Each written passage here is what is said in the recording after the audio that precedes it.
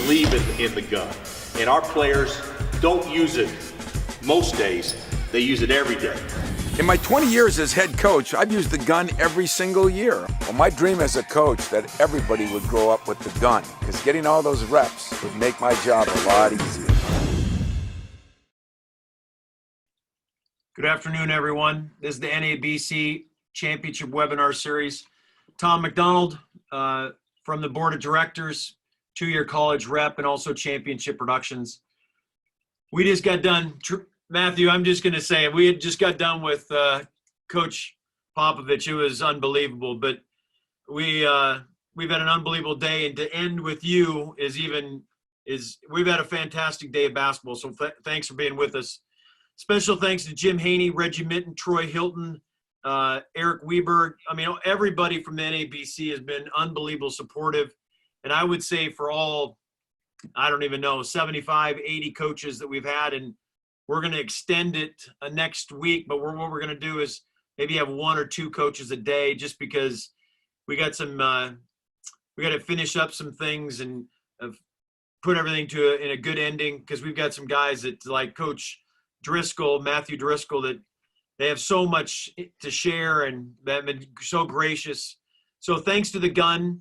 They're going to give for the gun for sponsoring, and then Sideline Interactive going to give away one table, 8 feet LED, free shipping, over $11,000 value. Nice. Craig Reed from KBA has been unbelievable in just providing clipboards, marker boards, magnetic boards for coaches that are stuck at home, that when their presentations, they can share and show things.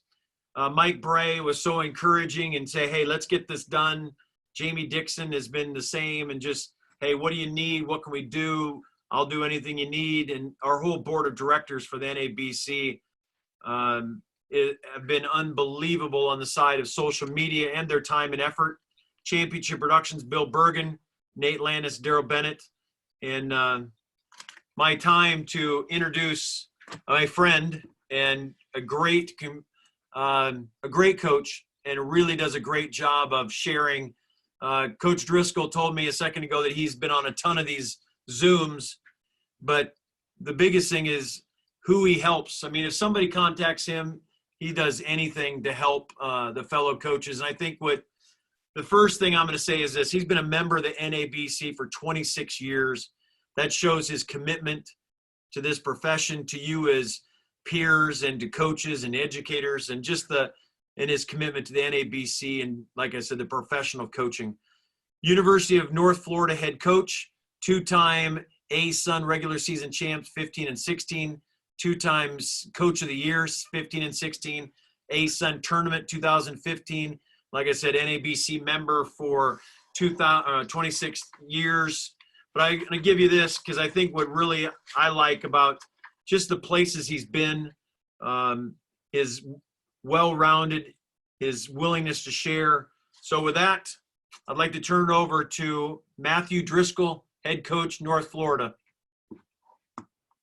Tom, thank you. I'm really appreciative of the introduction. And obviously, the one thing is that we just won our third championship in 2019. And one of only 27 teams out of 353 in the country that have won 3 or more in the last 6 years. So really excited about how we've been able to continually grow not only our culture, but our system, what we stand for, and then how that correlates to going on the floor.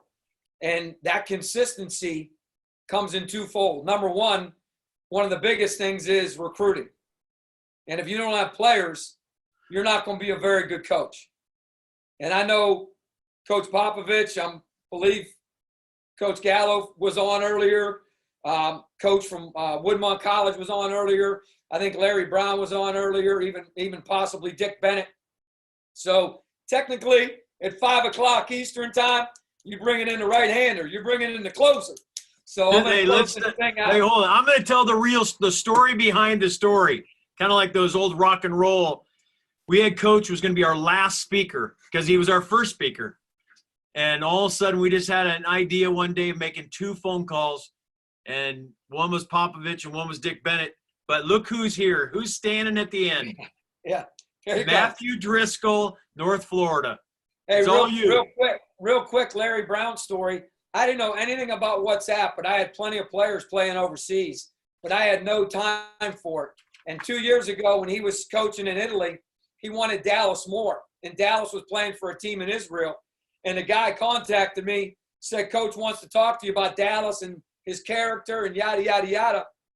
And I said to Coach, no problem, here's my cell. He said, he needs you to call him on WhatsApp. And I'm like, what's that? So here he is, Larry Brown, whatever old he is, 80 plus, whatever he is, still teaching us young guys. And that's what I love about these webinars. And I'm thankful to be here. I'm going to get into it fast. I'm going to get into it quick.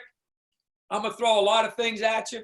And then if you have questions and answers, just send them in to Tom, and we'll go through them as well. There's no time constraints for me. I'm free to go. My wife is busy doing some things that she's got to get handled, and we're empty nesters. So I want to answer all the questions that I possibly can in the time that we have for the NABC. Coach, I'll interrupt. I'll just say, hey, Coach, I got a couple questions, but I'll let you roll until I hear you take a breath, okay? Okay, I'll get through some of the stuff, especially the transition stuff. Go to the board and do whatever we have to do. When you talk or you're on this, I think zone offense has been the big thing. And there's probably very few teams that play zone all the time. Syracuse obviously comes to mind, easiest. Baylor used to when they had different length as opposed to the guards that they have right now. I think Georgia State, now Tulane, a lot of zone when you look at them and whatnot. And then us, a lot of zone as well too. So I'm going to talk a little bit about the defense briefly, and I'm going to show you some couple clips, but I'm going to start with the offensive side because I know that's the part that you kind of came on board to kind of see. And then I'm going to talk about our offense. And what's neat about our offense and what I've really learned doing all these webinars is how many drills and or scenarios you put your guys in throughout the practice or the preseason or the non-conference, and how that really equates to the actual game. And I'll explain that a little bit more. I think first and foremost, everyone says this. The best way to beat a zone is to not let the zone get set. Absolutely. A make or a miss. The fastest way you can advance the ball up the floor is the fastest way you can beat, lower, or have a great opportunity to offset, differentiate against any defense because it's in flux. It's not sure where. It's moving parts against the ball that's moving as fast versus a team that's not afraid to shoot the ball fast. So I'm going to show you some clips, and these are more conceptual. And what I mean by that is there's probably a dozen plays that you can find through championship video, and you can get some great video on the best zone buster plays. If you want to study zone offense at its peak, I'd watch Syracuse the last 4 or 5 years. I'd find some games in which people shot high percentages. We made 17 threes against them. And I would look at all those different ways in which they approached it. But we all know players is critical when you're playing against the zone too. And sometimes people play you zone based on who you have on the floor. And that's why sometimes it's tough against us to play us because we're going to have 4, sometimes 5, but definitely 4 guys who can stretch the floor and shoot it. But there are some concepts, some things I want to show and kind of go through with video that I think can help a lot. First, let's go to, I'm going to share this screen and I'm going to pull this up for you. And this is just the very, very first clip that I want to share. Let me turn the sound off because I don't think we need to hear the crowd. So if you look right here, you see we have a man cutting through. And what we're doing is we're overloading the side of the floor. And I think one of the best things you can do against zone is to put one guy having to guard 2 and overload that scenario where people have to figure out, are they in my zone or are they in another player's zone. So putting the burden on the defense to read where this player's going, who is going to cover him, which is going to be this person, and then creating a movement by the center of the zone that he has to determine, am I going to go high? Am I going to go low? Am I going to go with this person, or am I going to be satisfied for where I am? However, when you do create that right there, indecision, that right there, who's going to take who by this guy because he cut through. So in this zone, does the cutter have to take him? Does the wing stay on him? So we've created indecision quickly within 9 seconds if you look at the shot clock. And because of that indecision now, you have people locked and loaded, either ready to score or drive a gap to find the next shooter. So in this case, that's an easy shot. And you can see it's in rhythm. And the thing that we talk about with guys, and something I think with shooting, we've had a lot of successful three-point shooters that have had some odd beginnings or endings.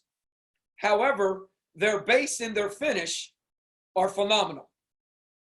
And I think when you coach and teach base and finish, and you have a consistency with it, the shooter can have some nuances or maybe not be picture perfect like a Ray Allen or someone like that.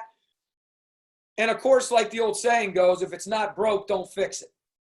So in this case, a nice overload gets an easy shot. In this next clip, this is something that you want to coach in zone offense a lot and with great confidence. You want to really, really, really rebound the weak. And you want to rebound it with 2 if possible. 3 would be great. And the reason is because if you're going to take a lot of shots from the perimeter against it, there'll be a lot of openings for reboundings against it. So because of that, you really want to be aggressive to rebound, and then you'll see quickly him backing out to get this shot. So he went into rebound. He realizes we secure it. We automatically back out. Now, the ball was deflected. It got a little bit loose. But watch this guy's reaction. He tips it right to this guy because he knew this guy was running in, was talking to him, was communicating with him. And I promise you right now, this guy's calling one more. But more importantly, what have you done to the defense? Because the defense had to shift to go rebound. So the more aggressive you can be to rebounding against the zone, the more second opportunities you get, and actually, believe it or not, easier shots and more open shots. Because if you look at this guy right here, he's actually in the paint.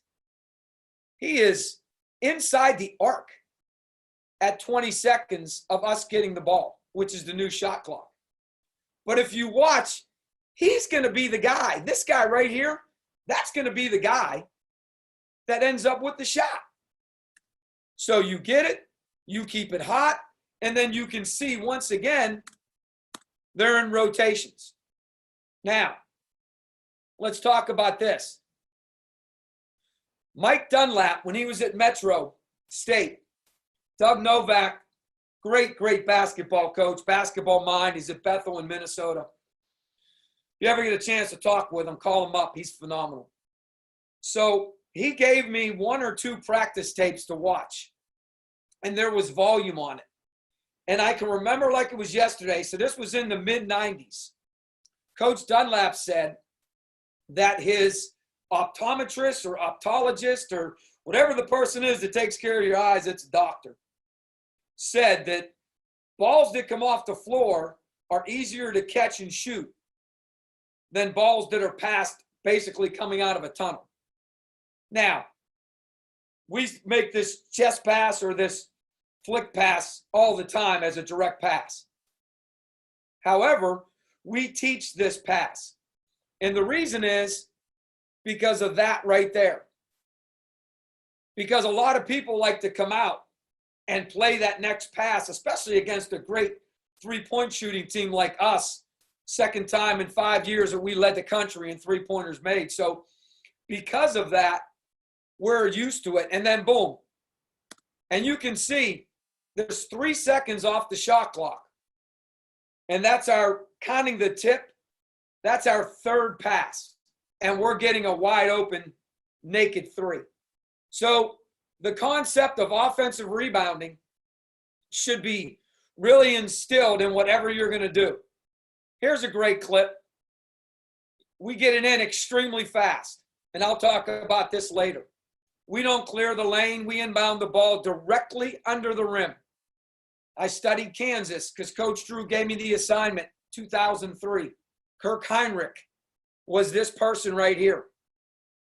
And because of Roy Williams at Kansas and what they did and the way they played, that study was critical to our success. We never, and I'm saying never, put in that transition while we were at Baylor in my 6 years at the beginning. But I never looked at it as Coach wasted my time or why did Coach do it, or Coach had a purpose. And I think as young assistants, I think we want to continue to understand coaches have purposes and reasonings for doing certain things. And if you do it, like my junior college coach, Dickie Hartung, told me, you never waste anything. One time we went recruiting, and the guy didn't show up. I said, Coach, come on, man, let's go. He said, nah, the heck with that, Driscoll. Let's get a run. Back in the days when you went to the park outside. So we got a run in. And I wanted to go because I was like, Miss Joker don't show up. Let's go. So we got a run in.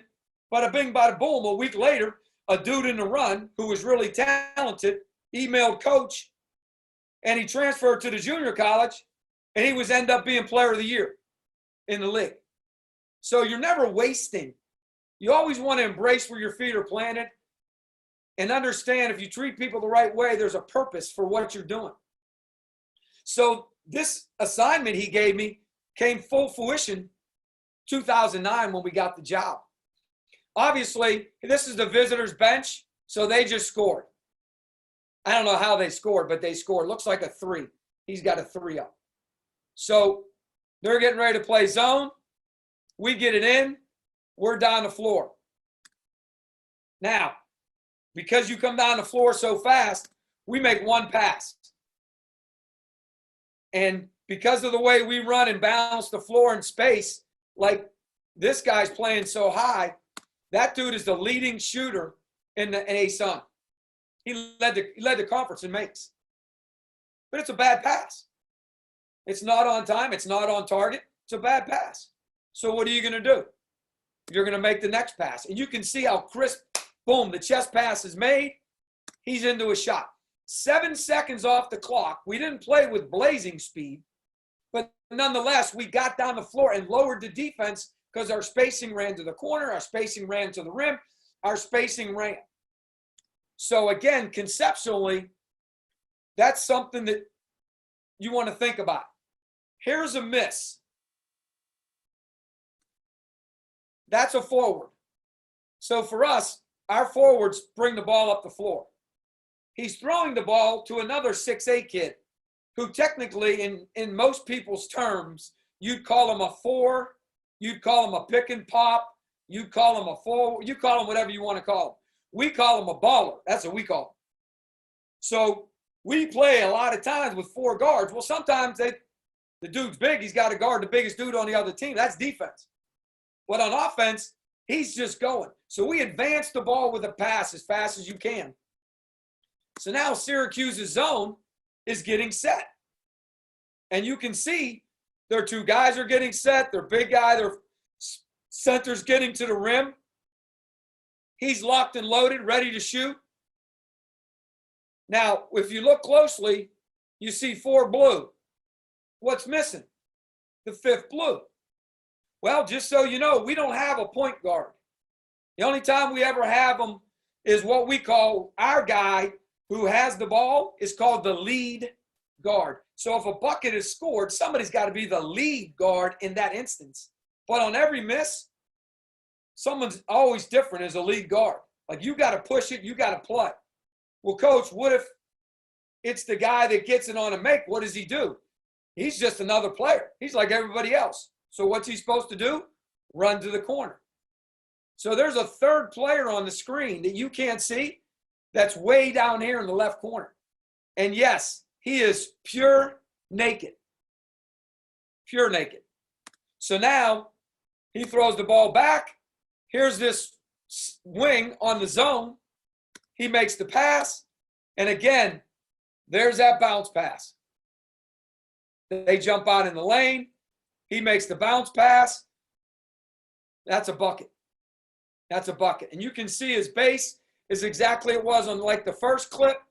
And the other thing we really teach hard is permanent pivot feet. Like just have he's lefty, have your right foot planted.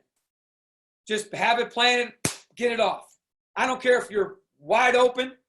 Don't check the wind. Don't check time. Don't do any of that. Same rhythm every time. Same rhythm every time. So he's locked and loaded. This is a great pass. Comes right up to his waist. And he's letting this thing fly. And you can see our guys start rebounding a week. So again, how quickly you play and the rate in which you play. Here's another thing we do. With this guy down here, we like to have his inside foot in the lane. Because no one's going to call 3 seconds on you. So put it on the lane line, put it in the lane, whatever you can do. But conceptually, you can see again, we're overloading. Now, he looks really naked, but this dude's 6'7", this dude's 6'10", this dude's 6'9". They got length, they're kind of leaning back, and this guy's not unintelligent. He could have drove that gap. Probably should have drove that gap. Drop off maybe. He's going to fill out. You'll see in a second. But he doesn't. So now he throws it back out. No problem. You can see this guy attacks immediately because it's a naked side of the floor. So he goes downhill. This guy right here is usually a three-point shooter. So if we get downhill, you get out the three ASAP. Because this guy right here, he's got to help. And if he helps, this guy's going to be naked.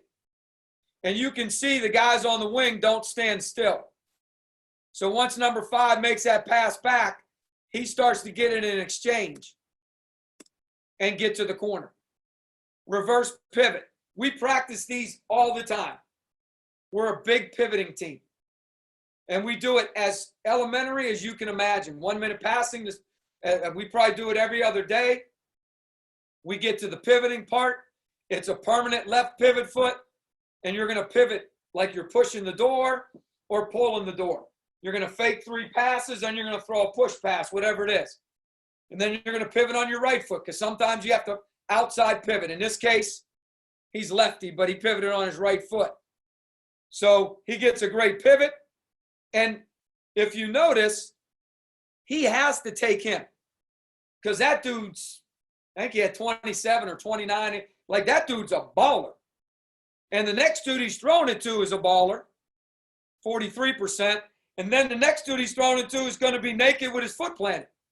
So again, how can you get the people to not figure out? Like, so for instance, look at the guy on the baseline. All he did, think about this. All he did was duck in.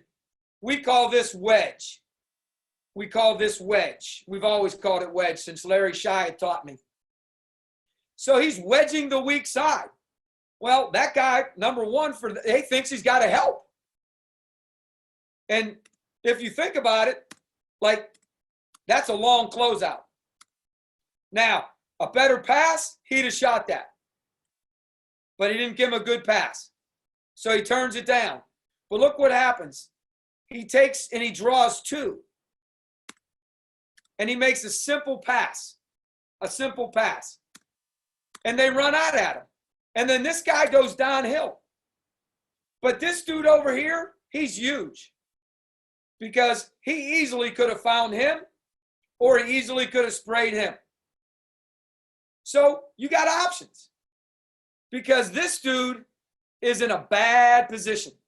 But it all started because we went downhill, we escaped from the nail hole, we caused a threat, we reversed the ball, we caused a long rotation, we threw it down, we caused a long rotation, and now, boom. And again, if you look at this kid, he is locked and loaded. And he could have easily thrown it one more. But now, this one here I put on here because I think sometimes people laugh at certain things. The one thing is, when you got guys that can shoot and you're playing against the zone, you're not going to take shots on the arc. It's just not going to happen. It's just the way it works. So, number one, do you have the confidence in your guys? Number two, do you have the spacing in your guys? And then number three, like that is perfect. Look at his left foot.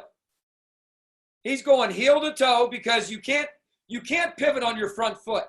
You got to go heel toe. It's the only way to pivot. You got to pivot on your heel. He goes heel toe. He's right into his shot. And he knew before he caught that he's going to shoot it. There's 21 seconds on the shot clock. Well, coach, this is a bad shot. For your team, maybe, but not for ours. But again, where he is, where the spacing is, how we have, you just conceptually try to put guys in tough places. Now, this kid right here is a great player. He pivots. Simple pivot. Simple pivot. Simple pivot. Simple pivot. Nothing. Nothing. So finally, he throws it out. Well, this kid's driving downhill. So what do you want to have? Baseline drive, baseline drift. Right? This guy, two choices. Fill to the 45 as this guy's coming, or get to the top. Because he was in rotations because he thought the ball was going to brought down to the corner. But right now, he's yelling and communicating. So he had a choice. And he chose, since this guy was down, he chose to get to the 45. So now he's at the 45. He's at the top. He's at the 45. Best shooter, let me put it to you this way. 1, 2, 3, 4 best shooters in the league statistically. That's them right there, makes. So, again, you put, like, this dude is like what's he going to do? And again, that is a practiced pass. I can't tell you how many times we've made this pass, a lefty push pass, in different drills that we do. And again, that kid's yelling, yelling, yelling, and that's a bucket. Again, like that's easy right there. But this guy's going to rotate. So he's got his foot in the paint. I wish he would have been attacking. But look at him. He's already going. Where's he going? To the drift. Where's he going to go? To the 45. Because guys understand spacing. Now, these two guys don't like it. Bad spacing against the zone. One guy can guard two. So now he starts creeping down here. He makes a great play. And look at the corner. Look at the guy in the corner. Look at him. He is pointing and yelling, 45, 45, 45, 45. Because they've done a great job. They rotated from the weak. They sealed. They covered corner. But if you keep spacing and going to where the ball can see you, we talk about that with our guys all the time. Like, when you get the ball in the slot, stay in the corner. Just stay in the corner. When the ball's in the slot, just stay there. Don't move till the ball sees you. As soon as the ball sees you, then start doing something. So the ball sees Garrett. He's yelling 45, and watch this. Nice, easy pass, but he doesn't have a shot. They did a great job in rotation. But he gets downhill, but here's the deal. He knows the dude's in the drift because it was all part of the process prior to him getting the ball. He's got an easy pitch here for a catch and shoot three, but it's 6'8". One nice thing about 6'8" is you can see over everybody. Easy pass, easy three. Again, this dude down here is a pain. And you can say, well, coach, what's he going to do with it? I don't know, reverse miking, something you practice. Maybe up and under. Maybe catch and throw out. Maybe throw down to throw out. Maybe throw down, dive. Give and go to the diver. But what he really does is he creates people to guard him. Again, pivoting. Catch, snap, shot. And it's all rhythm, and it's all, I don't want to say choreograph's a bad word. Again, look at the three guys on the perimeter. Like locked and loaded, and he's getting ready to be locked and loaded. So, again, conceptually against zone, really look at that and really try to help your guys understand plays are great, right? But we tell our guys all the time, we want players, not plays. Because if the other team's better than you, if the other team doesn't allow you to do whatever it is you're trying to do, can you conceptually play out of it? Can you be spaced?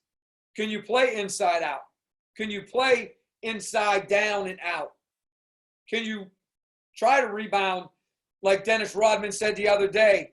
He had his guys practice missing shots so he could see all the – what a great – I mean, that was a phenomenal, right? So how do you do that? How do you get all those – those are the concepts. You can draw up 20 plays and get them once maybe. However, this is the stuff you get all the time. The faster, the better. The more you can make them switch, the better. And obviously, when you got guys that are like our guys that are high-level three-point makers, it certainly makes all that much of a difference as well, too. I want to show you this, and I'm only going to show you this briefly because I've gotten this question a lot from different coaches. And, you know, zone defense is what it is. But, you know, when you listen to Coach Gallo and what a phenomenal year they had this year in the NEC, they played against one of our opponents in our league. So I'm familiar with him because I got a chance to watch him play. And I know he does a tremendous job with their zone and how they play. I just want to – I'm going to kind of let this play. And I know I got to share my screen. I've got to try to let this play. And the reason I'm going to let this play is because I just want you to see. And something – it doesn't matter if you're a man-to-man. It doesn't matter if you're a zone. It doesn't matter what you play. Here's what we tell our guys. And, again, you know, you can do things the way you want to do them. You can present things the way you want to present them. We tell our guys, energy without effort is wasteful. It's wasteful. And you've got to have the energy, but it's the effort. And part of effort is not just willingness, but intelligence, understanding, watching the video. Where are these people trying to go? What are they trying to do? How are they trying to attack? What nuances are they adding to it? We won our first championship in 15. We were probably 95% man-to-man. Won our second championship back-to-back in 16. We were probably 90% zone. This year, we're probably, 85% zone, maybe 80.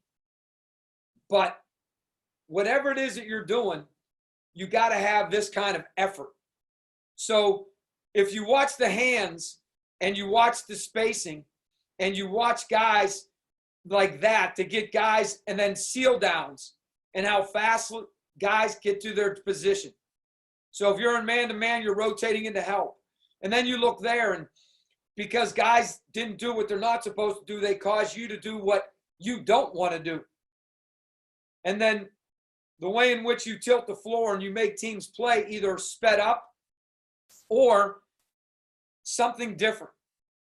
And when you look at that and it's a high pass and you're closing out with those kind of hands, and then guys are making guys travel, which didn't get called, but a deflection, 50-50 ball first to the floor, guy steps out, we go the other way. And those kind of efforts, multiple efforts right there, because a guy actually got into a seam, he got into a place where you don't want him to get. Something like that, because you're so aggressive, the guys are more concerned about you than they are about catching the ball. You know, simple play like this one, where a guy just travels because you were aggressive with him, depending on what kind of player he was. Here, where again, you know, this is just simple. I mean, there's nothing to this except a bad pass. First of all, he traveled. And then second of all, it's just like a bad pass. And it's because of those multiple efforts, whether you're playing zone or you're playing man-to-man, it's irrelevant. What matters is the effort. We tell our guys there's effort, there's second effort, and then there's maximum effort. And when you can play at maximum effort, you can really separate the game and really cause the game to be played differently.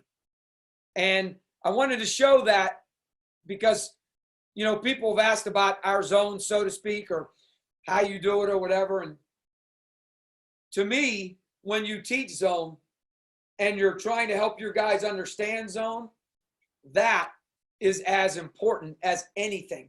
Making sure they realize what this looks like compared to what this looks like. And also, too, how quickly they move. Like you teach man-to-man, same thing. On the flight of the ball, how quickly they move to where they need to get to, or switch and rotate people where they need to get to. So I wanted to show those because I think Coach did a really, really good job. And I don't want to go too deep into zone defense because you can just look at his webinar and get it off replay. But I just want to show you those efforts. I know you can see the board up here. And I want you to understand, when I go to show you this next part on offense, remember what I said earlier. So if we were flowing this way and the basket was scored, whoever the closest forward is irrelevant to us. So the fact that it's a 5 on the board or a 4 on the board, those numbers only come into play on under OBs, SOBs. That's it. Anytime we're taking the ball out, we use numbers. Any other time, we got guards and forwards, and we got ballers, we got fourth guards, we got 5 guards sometimes. We just playing. We're playing. But it looks chaotic sometimes, but there's a lot of method to the madness and how it ends up. One of my dearest friends studied us and gave us a great compliment on how well we just fall into things. And I'm going to get to that in a minute, how that looks. So whoever takes it out, remember what I told you, directly out of the rim, and we're always cutting the lane. A lot of times you're going to see he gets the ball inside the charge arc.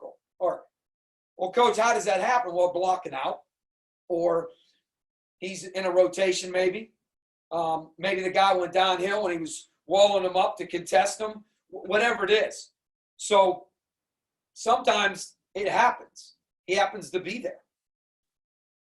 We don't care about which side the guards go to. It's irrelevant to us. And actually, if they both end up on the same side, we don't care about that either. Because symmetry to us is not a word we have in our terminology. And for a person like me that struggled with that early in his career, I've learned to really, really, really enjoy it and love it a whole lot more as we've continued to grow this thing and be one of the top efficient offenses year after year. Gonzaga was 1.19 in their league. I like to compare leagues. OER because it's the true test of where you are in your season and comparing apples to apples. And we were 1.17 in our league. So very, very, very efficient as we won the championship again this year with Liberty. So if they're on the same side, we don't care. If the ball happens to be on the same side, let's just say we're coming this way now, right? And let's just say the ball happened to be on the same side as these two. We don't care. We don't care. What we do care about is somebody got to the rim and this person's going to be somewhere. It could be a slot scenario or it could be a 45. That has some stuff to it that you can do whatever you want. Now, every once in a while, we'll go pure naked at the rim. So we'll do that as well too.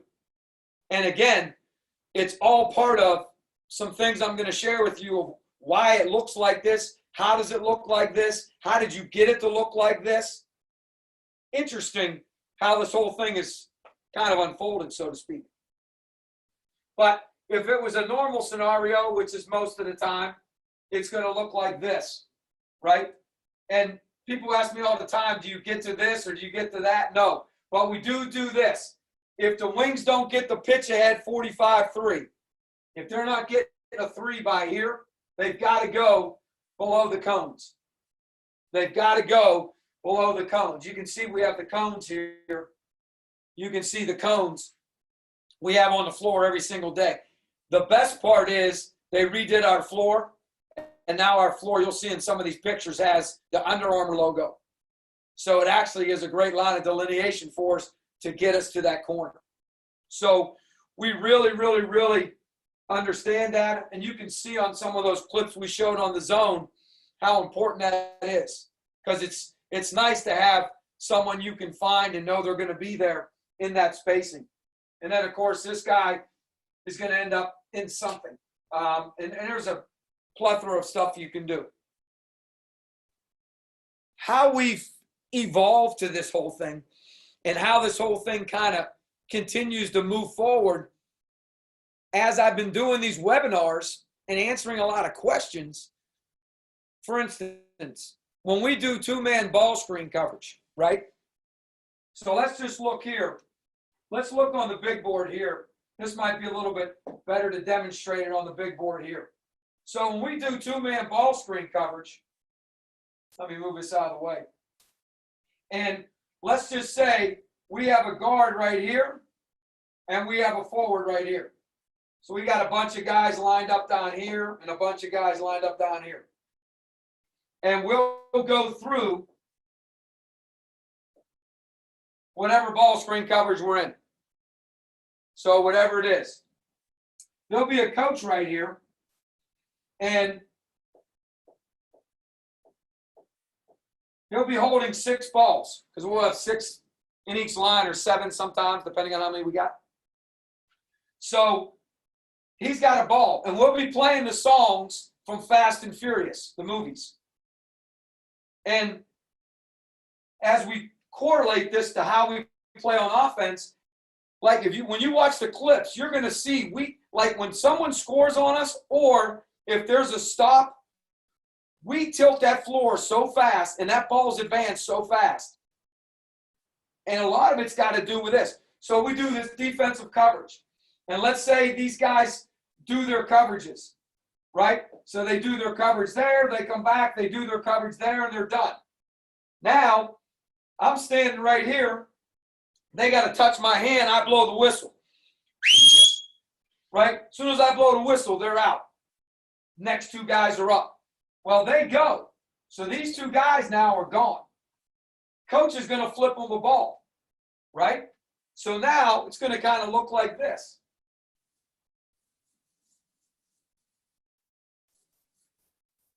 So now you've got 2 guys coming down the floor. Let's say coach flipped it to the forward. He's flying down the floor. He might make a behind the back, wrap around move. He might make a between the legs, or he just might make a hard inside out.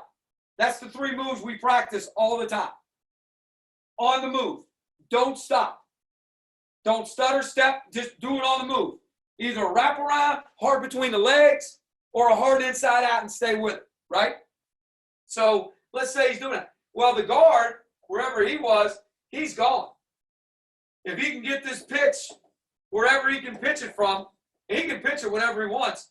He can shoot that. Let's say he doesn't get it. He keeps going to the corner.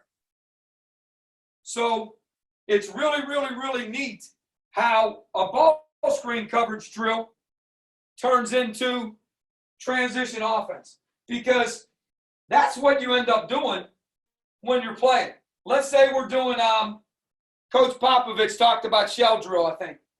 So let's say we're doing shell, and we've got, these student coaches, right? And we're just going through shell, let's say, whatever we're doing. Well, these 4 defensive guys, again, coach is here. Now he only has 3 balls. We got 12 guys, right? And now, if it's 4-on-3 scramble, there's 3 guys going. Everybody touches it, last guy shoots it. If it's 4 guys, they're going. Everybody's gone.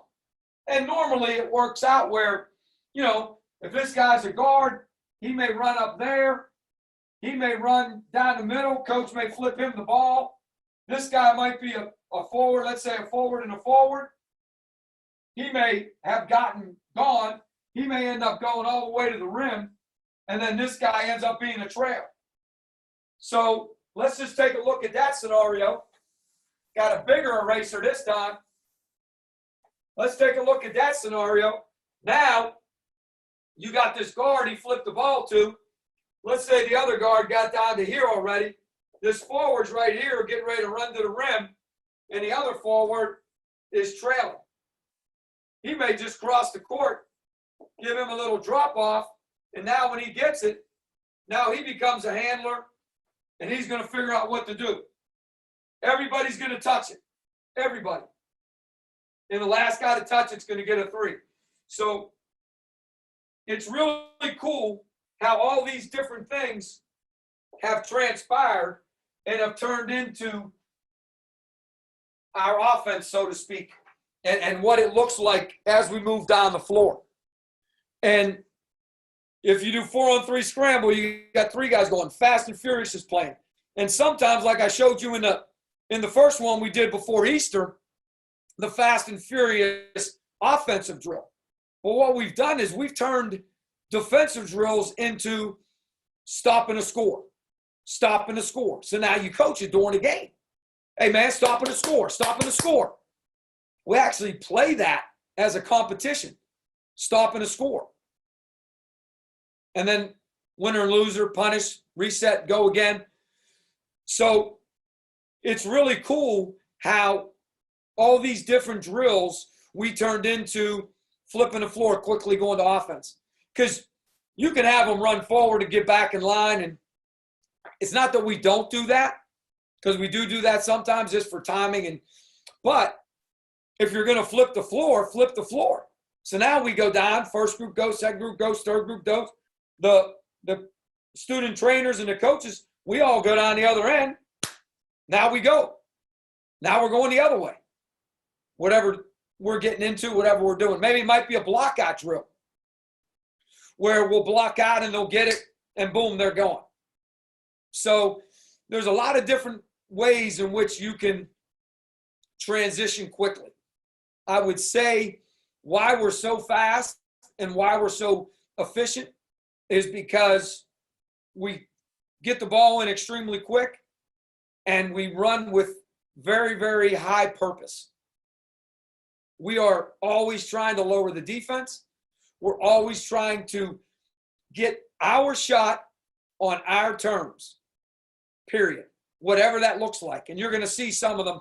And you might even say, well, coach, well, number one, we see them do it every day in practice. Number two, we see them practice all the time. And number three, it's what we do and who we are. And it's not ever. I don't believe in it. I don't like it. I don't even like the theory of it. Live by the 3, die by the 3. What does that mean? Like, what does that mean? Like, come on, man. Like, we take threes. That's what we do. It's not that we're not dying by, but, well, you missed a three that you could have won it. Got a wide open three.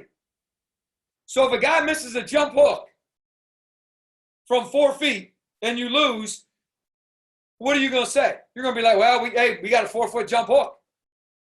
Well, for us, we got a wide open three. That's like a layup. That's like a layup.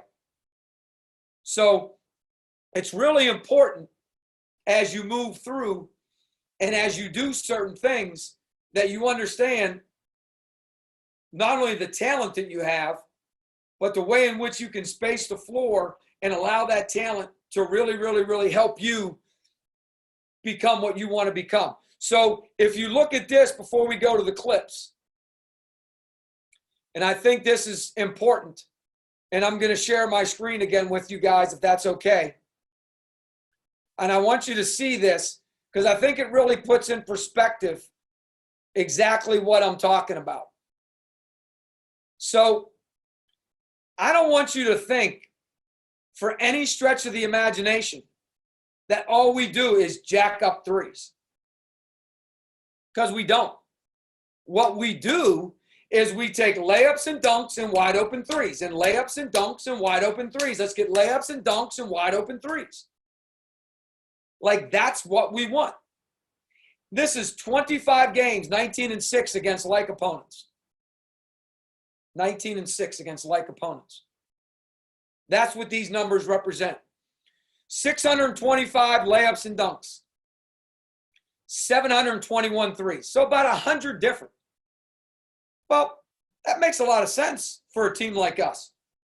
If you take our three-point percentage and turn it into 2 points, it's like 58%. So we're shooting 58 from 2, plus 55 at the rim. So those are the shots. And you can see we take less than 3 long twos a game. No, coach, do you ever practice 15-footers? Yes, we do. However, we're not like, I guess at Houston Rockets, you're not allowed to. Like, don't ever let anybody see you doing that. And I get it, right? Well, what we do is we correlate it to free throw shooting because 15 foot's a free throw shot. So we correlate 15, 17 foot, it's a free throw shot. So we do elbows, nail hole, and we do the 245s from 15 feet, but that's it. That's it. So, and obviously we're a great free throw shooting team too, so I think there's some correlation. Plus, I think mentally you can help your team understand what that shot looks like, where you want to get to it. Because if you're taking 19-footers and 18-footers and 16-footers and 12-footers and 10-footers and you look at this whole court, like that's the thing about the three-point line, guys. Like the three-point line is almost exact. It used to be exactly the same, but it's almost exactly the same all the way around. It's 22, 1 3/4 at the top, and it's 21, 7 7/8. It's minuscule in the corners. 10 feet up from the baseline is the break right here.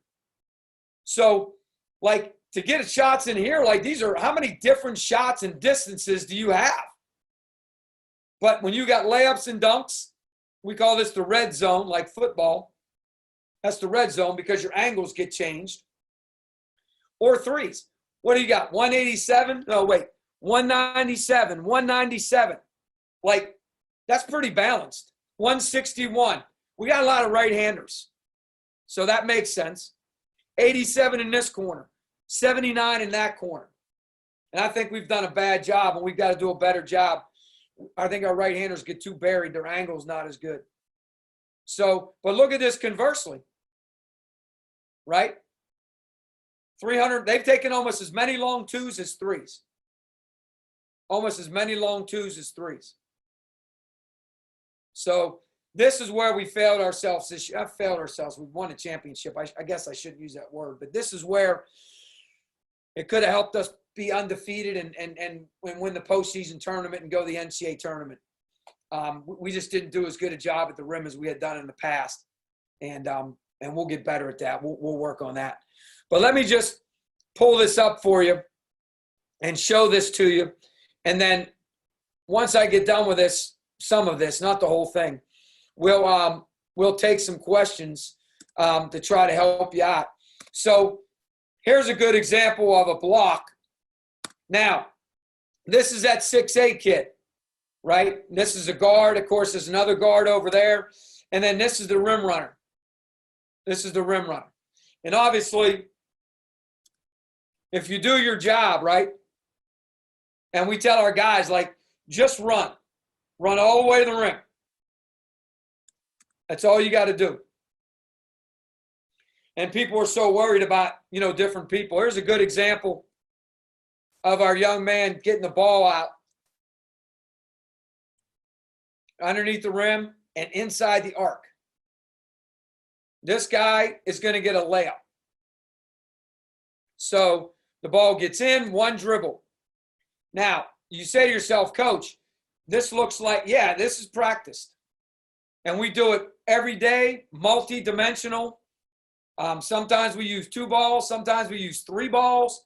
Like we do this a lot, especially when we're trying to get loose before we do our dynamic stretching. We probably, I've been around a long time and I've been high level, Big 12 and ACC. We might have arguably the best trainer and the best strength coach combination. I mean, they're phenomenal. And you'll see in our conditioning as well. But, there's a layup in, I don't even know what it was, 3 seconds maybe. Let me turn the sound off. And again, he got the ball there, one dribble. We're always looking rim runner with our eyes up. Now, this guy was blocking out or he was doing whatever he was doing, but this other guard is gone. That's a practiced shot all the time. All the time. And you can see he's going straight up to the rim. And what we do is we tell our guys, bang, swish, bang, swish, bang, swish. Corner of the square, corner of the square, corner of the square. And there's a bang, swish under stress. Obviously, Liberty, one of the best defensive teams in the country. We call those strike backs. So they score and we strike back. Here's a block. And again, look at the guy right here, guys. Look at this guy right here. Watch how quickly he turns to offense. He's gone. 2 guys on the same side. The guy's got his head up. He's dunking in 4 seconds. But again, he's running the rim, putting pressure on the defense. Another make. He runs the rim. Guys go wide. And you can see as a good example, he didn't get the pitch. Now, this ends up being a bad pass in the sense that he can't just score it. He probably should have thrown it earlier right there. He should have thrown it right there. He shouldn't have taken that bounce. It should have been gone. Gone. He took that third bounce. But he wasn't sure of this guy. So he catches it, gathers, violent dribble, takes up space, and once again, he puts his eyes right on the corner of the square. And he knows, bang, swish, bang, swish, bang, swish. Now, this is practiced. And what's practiced about this is we'll practice throwing it to the rim runner and make a play. Like this time you can't score. So make a play. Now what you don't see is these guys happen to be on the same side again. So there's another guy in the corner. So he gets his arm loose. He can't get it with 2. But he gets, see how quickly he secures the ball? And then watch what happens. It goes right to his shoulder. Remember earlier against Syracuse when this kid up here made a lefty push pass? I can't tell you how many times he's made this pass. It's not going to be what we want it to be. This kid can shoot it, though, right? So we practice bad shot passes. We do not make them extreme. We basically make it 1 ball outside of each shoulder and 1 ball outside of each hip. So if you basically put your hands at your shoulders, almost like you're lifting bricks, we'll throw a pass on either side, or we'll throw it toward either hip. We don't want to throw it to the ankles and practice bad pass ankle shot. Like, we don't do that. But we do practice shooting bad passes, because we also practice, and this is another reason why I think this play right here is going to happen. Our guys pass to our guys a lot. So there's a drill where a coach is throwing this drift and he's throwing this one more. Or a coach is throwing this 45 and he's throwing this one more. So there's a lot of things that we do that look like this play. And then he walks into it. And again, like, he's getting this thing off. He's getting this off in 4 seconds. We made 1 pass to the rim, 2 passes to the corner, 3 passes to the 45. We've made 3 passes in 4 seconds. But again, it's all practiced. And it's all how we have our scheme, so to speak. Again, the dude dribbling the ball is 6'7". He's the lead guard in this play. The guy in the far corner over here is the best shooter in the league, makes. Well, this guy's job is to get to the rim. He is intelligent, reads it, ends up getting a layup. Here's a block. Now, for whatever reason, watch number 5 right here. Block. He was sealing down the weak. So here's that effort we talked about. He seals down the weak. And now watch this. Boom. He is gone. Like, he's already going to the other end, and we don't even have the ball quite yet, but he knows it's pretty confident. Now, I don't know why he stopped. I have no clue. Because if you look, 1, 2, 3, 4, 5 white, right? So I don't know why he stopped. And this guy makes a bad read because he beat him down the floor. I know over in Europe, they'd be really upset about that. I don't know what they call it, same plane pass or something like that. So you European coaches that are watching, please don't. I don't. To me, I say get the dunk. And number 5 should be getting a dunk right now. But anyways, this 6'7" kid saw him ahead. But look at this, guys. Just do your job. Do your job. He knows where you're going to be. He knows where you're going to be. And again, in 6 seconds, we threw 1, 2, 3 passes. And we're going to get another naked 3. But you know, when you talk about pace and space, here's a team going to try to press us. And again, do your job. And because everybody does their job, we end up with a reverse making. And the thing I love about this, we showed Car Wash last series when we did it near Easter. Look at his eyes. Look where he puts it. Corner of the square. Look at this. Bank swish. Beautiful. Absolutely beautiful. This one's nothing. Oh, you know what? He likes that dunk, so we'll let you see that dunk. By the way, I think a lot of you Googled Stan the Annuity Man. He's got 8 books out. He can help you. He can help you with your money, let me tell you. Here's a great Driscoll, one. Yes. You want me to ask you a couple questions? Yeah, let me finish. There's 2 more. Okay, and then just tell me you're ready to go, and I'll go through some. Again, here's a guy going down here, gets loose in the corner. And then here's the last one. Is that all her stuff? This is exactly how you get up the floor. And again, remember we said pitch ahead to the 45? Pitch ahead to the 45. And then quickly get a shot. So when you do this, you want to teach these lead guards, if they can't get the rim runner, they can't get the pitch ahead, go to the other side of the floor. And again, that pass right there, that one-handed flick pass, that's a practiced pass. That's a freshman.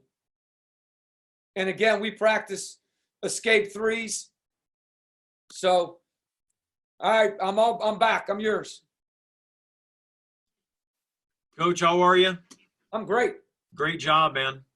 All right, I'm going to start with the most first ones. What is the difference between a naked shooter and a pure naked shooter? So, like somebody who's naked is you've created the opportunity for, like, you've put yourself in a position where nobody's going to guard you. But when you're a pure shooter and you're a guy that can shoot the ball, you're basically naked all the time. So we try to build our guys' confidence, and not everybody gets to be that way, but we like guys to be aggressive, especially 6'6", 6'7", 6'8" guys that can shoot over guys that are coming out. So pure naked is guys that we want taking them, even if they're a little bit contested or even heavily. You saw in a lot of those clips the difference between a guy being naked or when you're a pure naked shooter, you can just let it fly. How many players you send to the offensive board? Normally 2, and then in some instances we end up with 3, and it all depends on how loaded we are on the weak side, because that philosophy, like every coach in America, Grantland statistics that they had out a couple years ago definitely continue to prove that's where you want to get to. So we're always sending 2, and then sometimes we even end up with 3. Do you have the same approach versus a matchup zone? Yes, and I'm going to tell you what, the more you do less, the better you'll be. The more you do less, the better you'll be. So if you keep the ball hopping and you have some guys moving, what it does is it causes that indecision. And when you have that indecision, I can remember like it was yesterday that when we played in the championship in 15, the team we played had beaten us twice. And I got a stat to show you if you want to see it about how hard it is to beat a team 3 times. That's baloney. So bologna, by the way, is a good meat back in Pittsburgh. That was a good sandwich, fried bologna sandwich. But when we have that mismatch, when you bring those guys through and you cut guys through, now you're causing guys to have to either A, pass them on, B, go with them, and the other guy move up into their spot. So you're creating indecision. And I think against matchup, the more you can do that, the better, whether it be with a ball screen, either just changing sides, sending somebody through. I think creating that indecision is the best way. What if you have a player prefers to catch the ball and shoot on the hop instead of the plant foot? So very great question. And you can see I'm laughing. So couple-fold. Number one, we don't mess around with dudes that can make shots. So JT Escobar was a big hopper. He liked to hop. He's the guy that led the conference in threes. He's a big hopper. So we try to stay away from overcoaching him. We talked about the importance of 1-2ing it or stepping into it, or we'd rather be plant foot, one step into it, because you get better rhythm, less movement, base and finish, and you get it off quicker, whether you're guarded or unguarded. Don't have 2 different shots, because now you got to practice the same rhythm all the time, whether you're open or it's a little bit hurried. Practice that same. But when you got a lot of momentum, J.J. Redick, I'll never forget when I was at Clemson, J.J. Redick always said that when you got a lot of momentum, it's better to hop, because it gives you the ability to stop square, stop your movement, and to go straight up. And so J.J. Redick was a hop guy in transition. So we don't overcoach it, especially if you come in with it. Can you ask Coach what books he would recommend to read and that are basketball related? I'll give you one though, Coach. This is the one that Popovich said was maybe the best basketball book. This is the one Basketball, Multiple Offense and Defense by Dean Smith and Bob Spear. It was actually my college textbook for theories of coaching. So what do you got, Coach? Well, the reason I laughed is because I'm not a very, very good reader. And what I mean by that is because I have so much energy and because when I get up, I can't wait to get on the floor. I can't wait to praise God for allowing me to have this day. And I can't wait to make a difference in someone's life. So I'm on the go. You ask my assistants, they'll know, like they know because I'm always thinking. And if I sit down to read, I'm usually a couple paragraphs in and I'm out.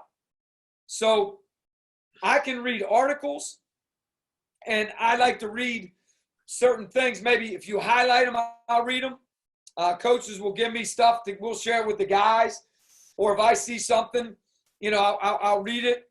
But when I get a book, we always give it to Coach Kennan, because Coach Kennan, one of my staff, associate head coach, he's a great reader and he's a great cliff noter. So he cliff notes me the stuff, and then I'm able to go with the book. There's a lot of good books that he's actually read. There's a lot of good books. I know, we've used John Gordon's One Word before is our theme. So we've gone through that book. This was actually 7 years ago when Dallas was a freshman. I didn't know Phil Jackson was a theme guy, but we themed too. And we themed for 7 years. So when we did his book, that's what the theme looked like, but it was much bigger on our walls. And then we've had Why, which was a great theme. Then after the first championship, Be the Standard. So Why was our first championship. This was second in the standard that we were setting. And then Discipline Details in Your Decision. Now when you have a winning culture, there's a lot of things that change. So Discipline Details in Your Decisions. And then I think a lot of people have seen that, how that cyclical comes around and how it all connects in what you're trying to do. And basically at the top, win. Be 1-0, whether it be in the classroom, whether it be in the community, whatever it is.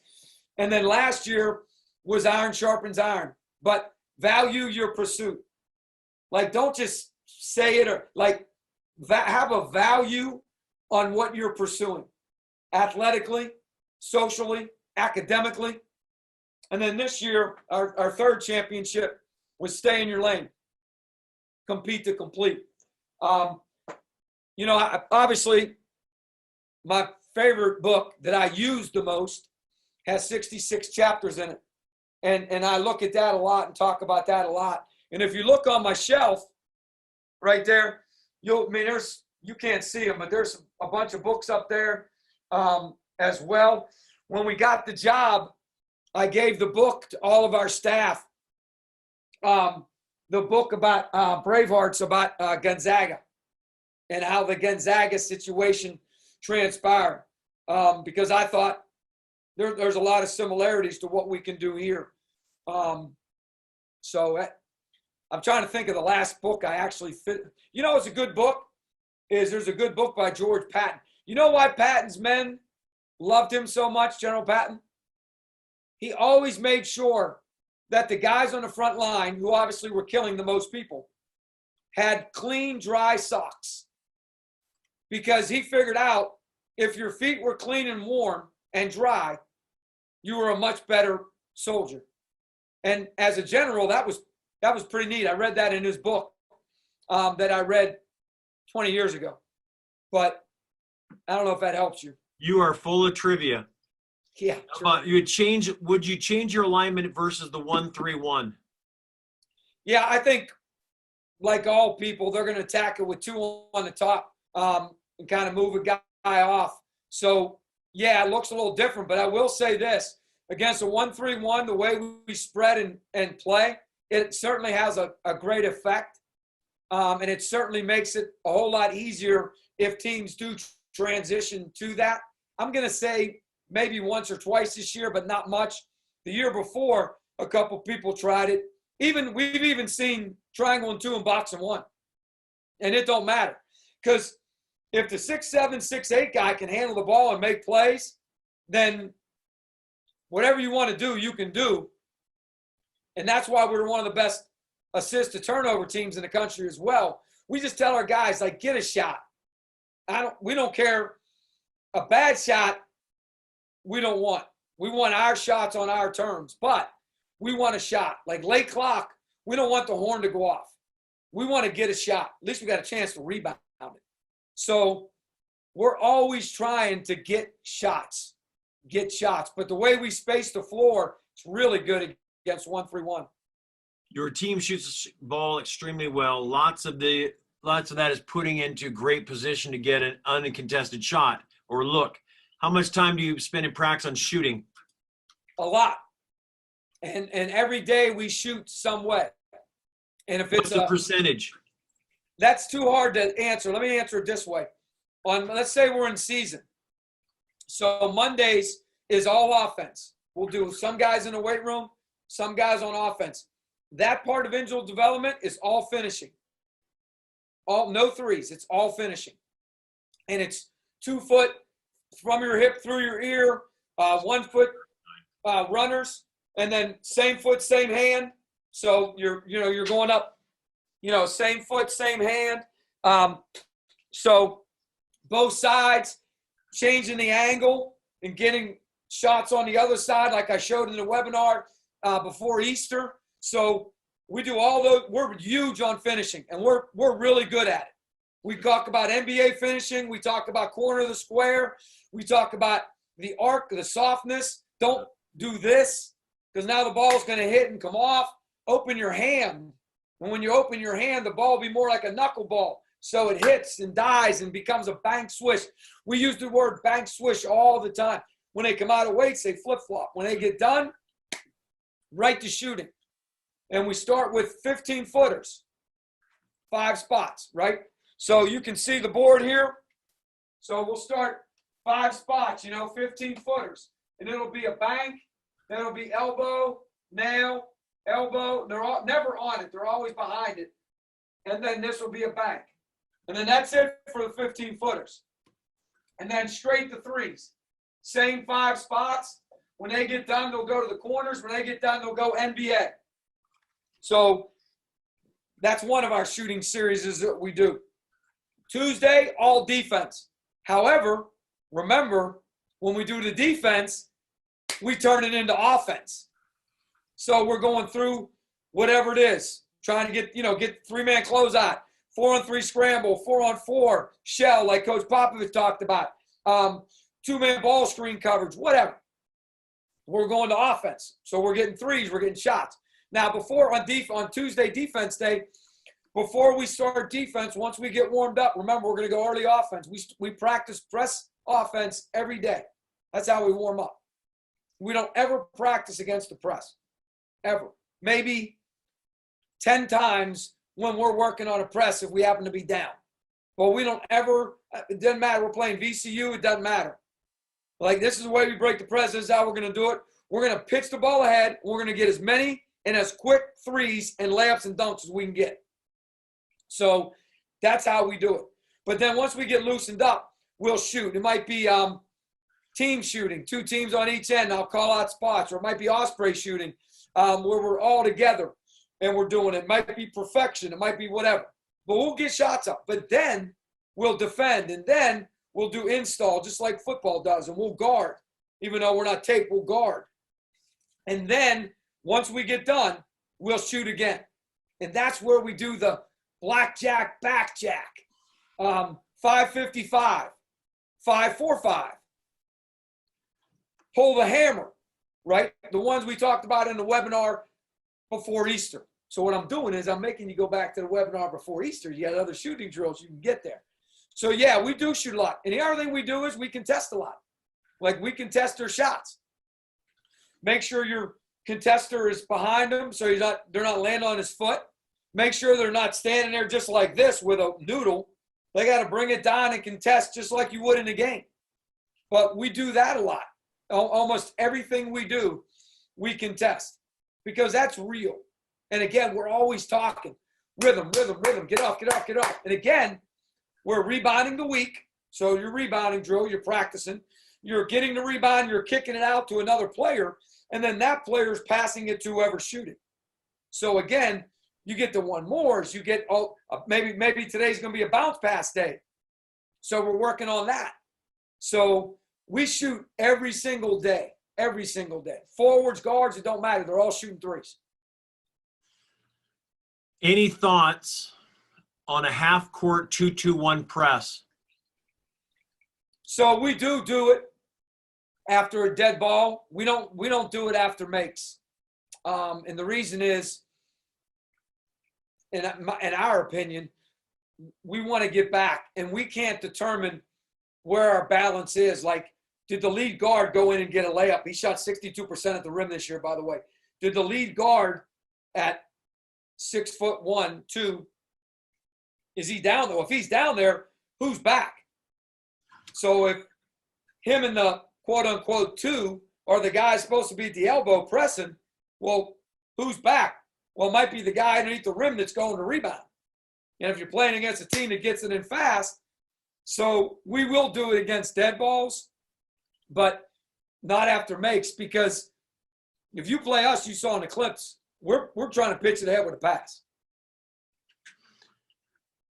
How incredible is the board? Oh, this is talking about your board behind you. Got it.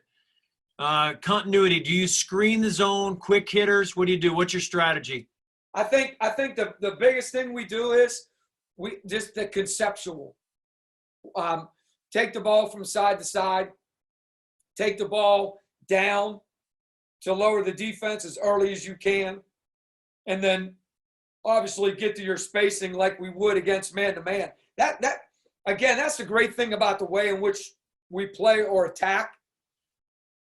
And we tell this to the guys, it don't matter what they're playing. Just play as fast as you can, lower the defense as quickly as you can, play with space, enjoy each other. We had 5 guys average double figures. So, Coach Popovich has got the legend whose grandmother made it legendary.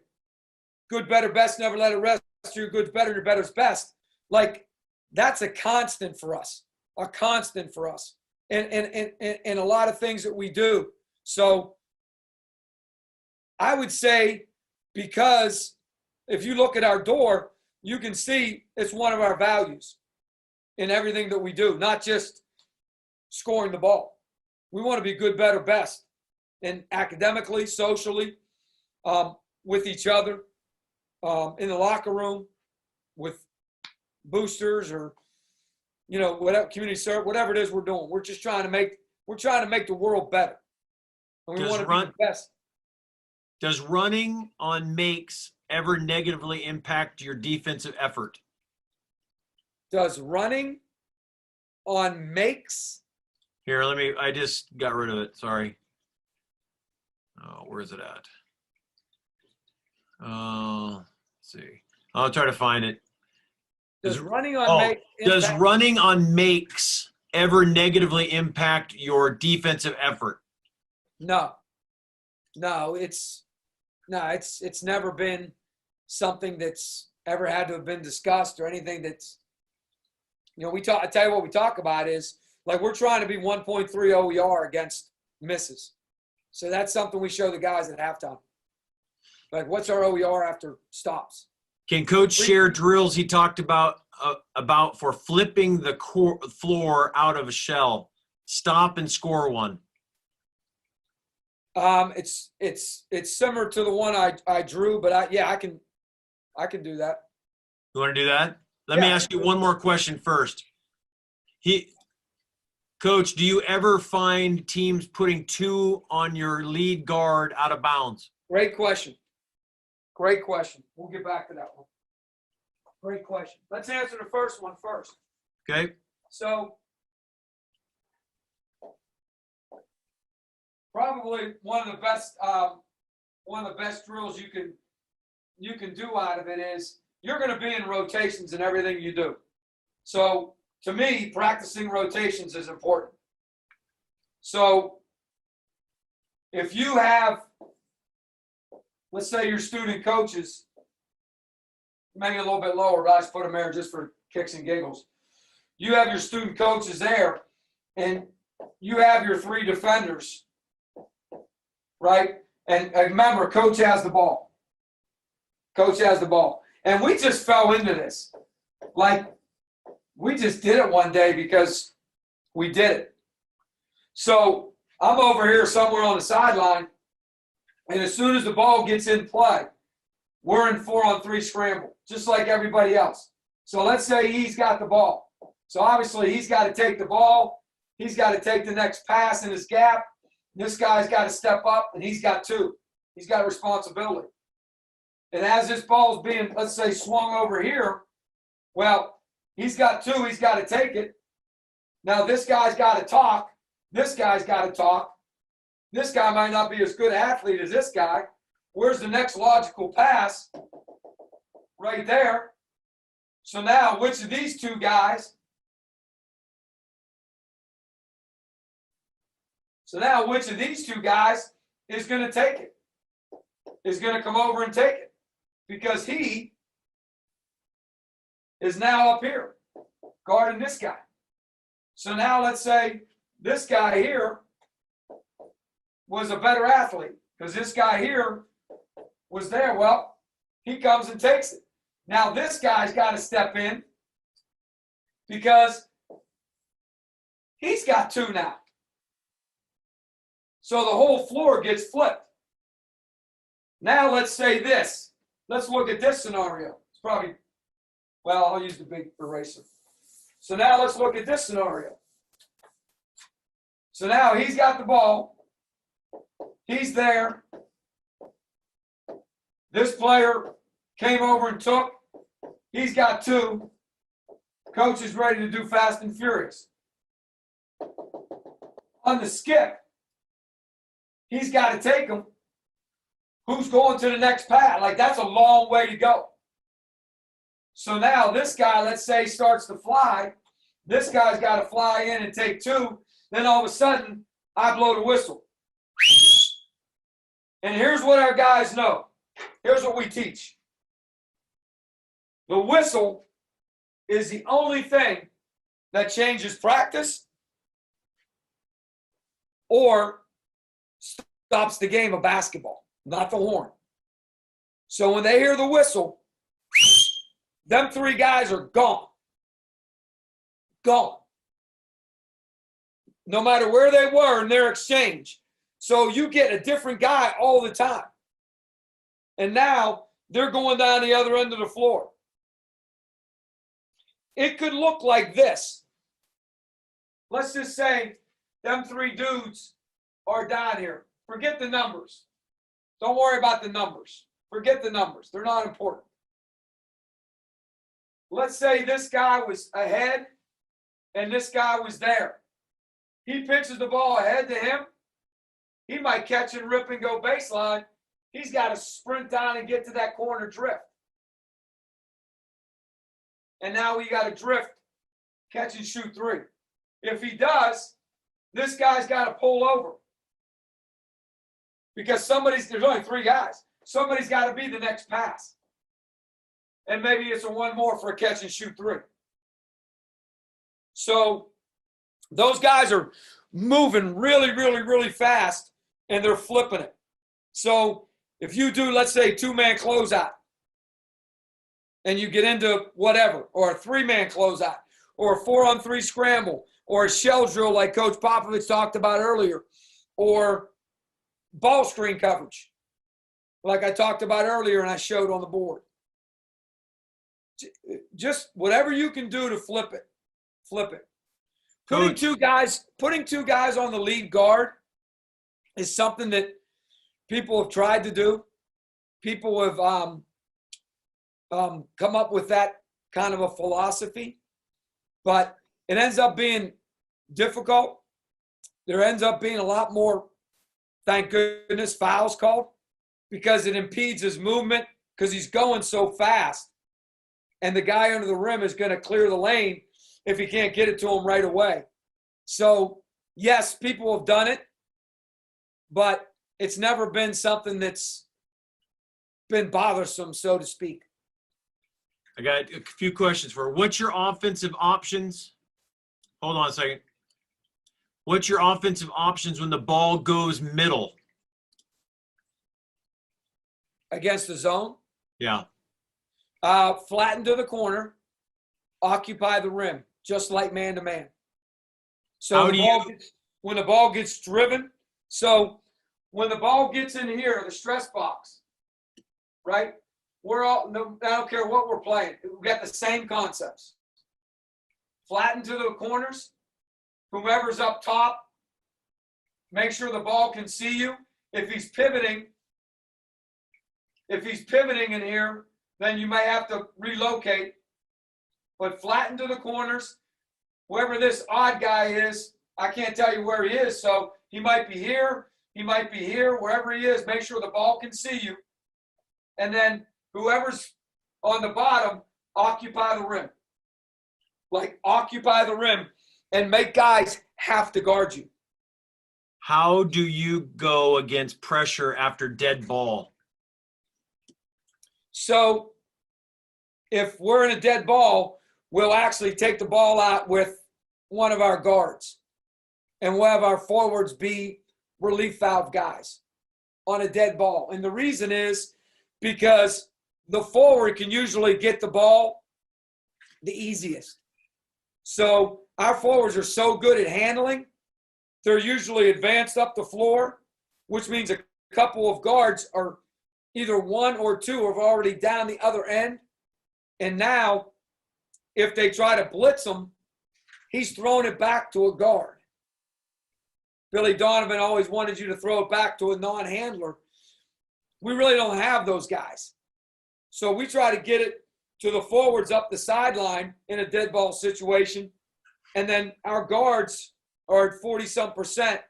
They bring it up the floor, and if they reverse it, they're reversing it to a handler, like another level handler, a guy that can play off ball screens, so to speak.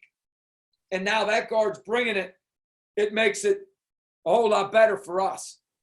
And Is it more go ahead. is it more efficient to beat the zone in transition than in half court sets?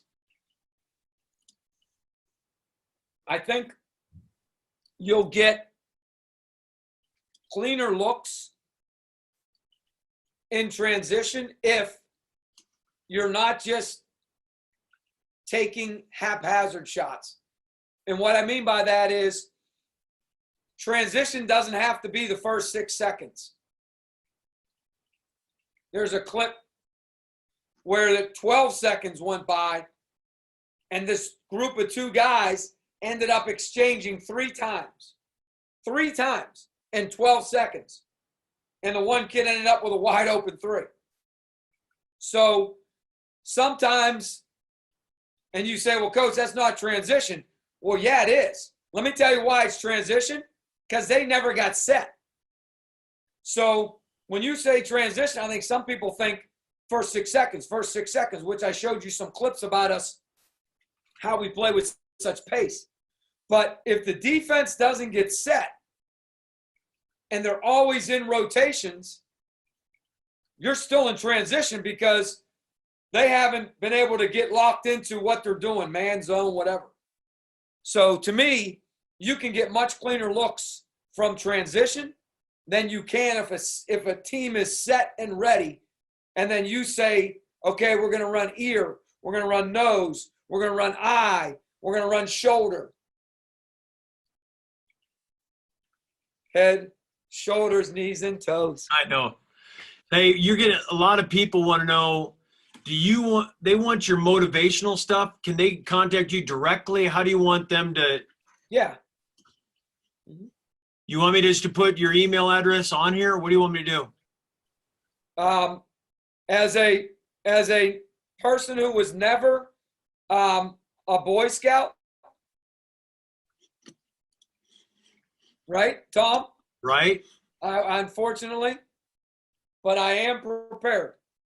So it's going to pop up on the screen here, I think. Did you not Nice share job. it with me? Huh? Nice job. Is it up there? I don't see it yet. It's right here. It says contact information. Oh, There it is. there it is. Yeah. There you go, everybody.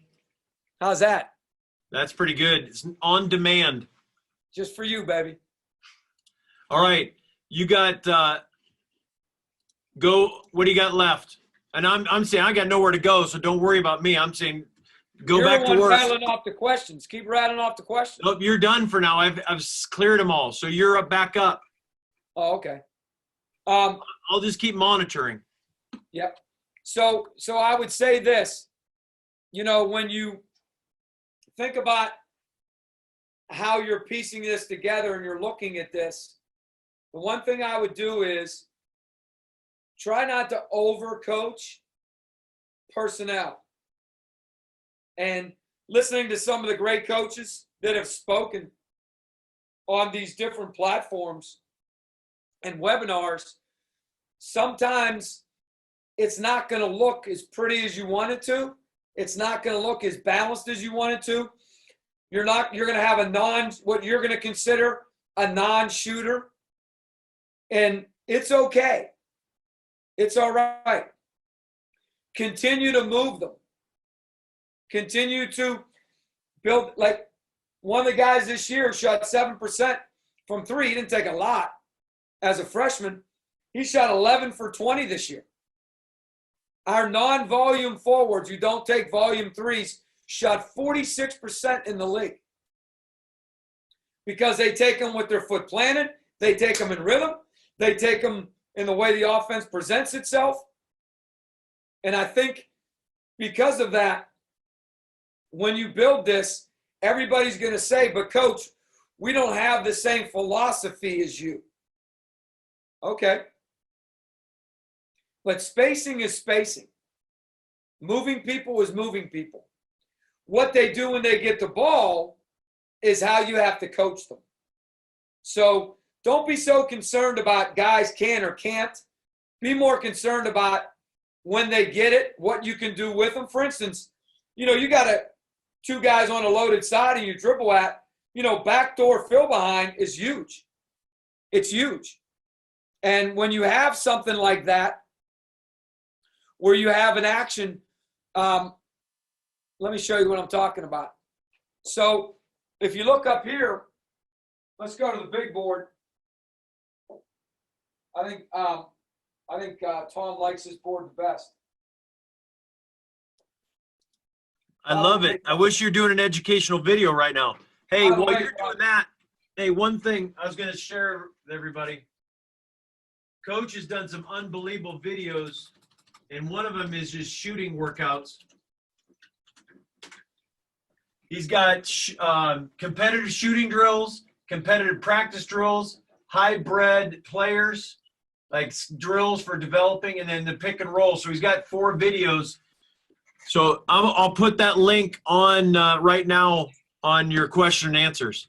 Sounds good. So just so you kind of get an idea of that kind of spacing or kind of what that, how that scenario presents, let me put it that way, how that scenario presents itself. So let's say you got a guy that maybe isn't a greatest shooter. You guys like numbers. So let's say you got a guy ain't a great shooter, and this is a guy that's your fourth guard that's a great shooter. Well, no matter where they want to guard him, like anytime that ball is centered, just go right at him and go right at him. And now you get a guy that's a better finisher, a guy that's better with the ball in his hand going back door. You may get him on that back cut. But what's going to happen is you're going to put him in a position to make a decision. So if they don't want to guard him, dribble at the defender and back cut him. Or if they don't want to do that, just hand it to him and now give him an edge to go downhill and get to the rim, or make 2 play him, and then you teach him from there. That's where this evolves. Now he's 2-foot plant making a LeBron. Now he's stopping, pivoting, and making a pass. Now he's getting downhill and getting into a rhythm dribble, and now he's getting into a jump pull or an up and under, right? So don't, because a guy can't shoot threes, don't say he can't play. He can play. How can he play within the system and the pace in which you want to play? Because if this is a three-point shooter, this guy is going to be way out there. And if this guy's way out there, let me show you. When this guy's way out there, like that's a bucket. That's a bucket. Because this guy's going to help. This guy's going to, you guys call it lift. We call it scrape. That's a bucket. That's a layup. Layup. So don't get mesmerized by if you got certain dudes that can't do certain things. Like you can figure it out, and you can guard through or play through kind of how that looks. I would say this to you. Go ahead, Tom. You got something?